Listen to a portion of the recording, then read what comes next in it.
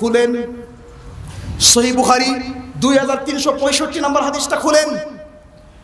উযজিবাত ইমরাতুন ফি হিররা, একটা মহিলা খুব ইবাদত বন্দেগী করত। ওই মহিলাকে আল্লাহর নবী জাহান্নামে দেখেছেন। আল্লাহর নবী মহিলাকে জাহান্নামে দেখেছেন কেন? হাবাসাত হিররা, ওই মহিলা ছোট্ট একটা প্রাণী বিড়ালকে বেঁধে রেখেছিল। আল্লাহর নবী বললেন, লা আনতি আতআমতিহা, তুমি বিড়ালকে বেঁধেছো, অন্যায় করো নাই, কিন্তু তুমি তাকে খাবার দাও নাই। ওয়ালা আনতি সাকাইতিহা, তুমি তাকে পানিও দাও নাই। ওয়ালা আনতি আরসালতিহা, তুমি তাকে ছেড়েও দাও নাই।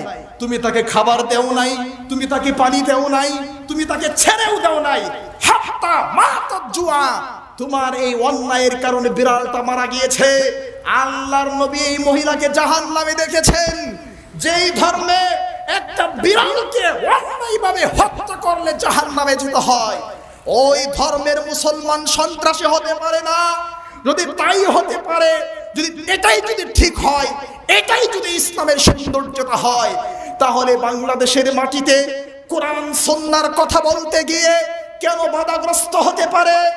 এই দেশের মাটিতে যদি হিন্দু তার ধর্ম সঠিকভাবে মানতে পারে, খ্রিস্টান যদি তার ধর্মীয় অনুষ্ঠান পালন করতে পারে, নাস্তিক যদি তার নাস্তিকবাদকে লালন পালন করতে পারে, বৌদ্ধ যদি তার বৌদ্ধ ধর্মকে পালন করতে পারে, হিন্দু নয়, খ্রিস্টান নয়, নাস্তিক নয়, ব্লগার নয়, কোরআন এবং সুন্নাহর অতন্ত্র প্রহরী এই বাংলাদেশের মাটিতে তিন শ্রেণীর মানুষ যদি কোরআন সুন্নাহ দিয়ে কথা বলে, কোরআন সুন্নাহকে মানে, ইনশাআল্লাহ আমরা তাদের একজন হব। এতটা সত্ত্বেও এই আহলুস সুন্নাহ ওয়াল জামাআহ আহলে হাদিসদের উপর কেন আক্রমণ করা হবে? কেন তাদের গাড়ি ভাড়ি ভেঙে দেওয়া হবে? কেন মসজিদে আক্রমণ করা হবে?